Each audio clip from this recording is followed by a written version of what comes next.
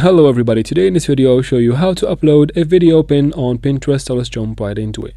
You cannot upload a video on Pinterest unless you have a business account created or linked to your current account, so let me show you how to do that. Go ahead and open Pinterest and then tap on the profile picture in the bottom right.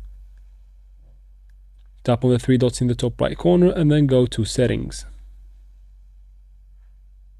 From here choose add account. Tap on create and then choose linked business account. From here tap on create account again and then go ahead and fill in some information about you.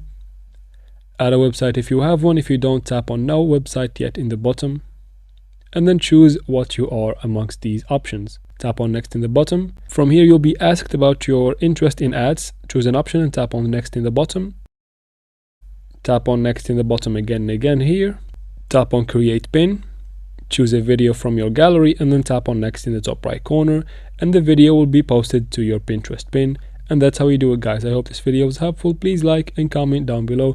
Don't forget to subscribe for future videos like this one, and thank you very much for watching.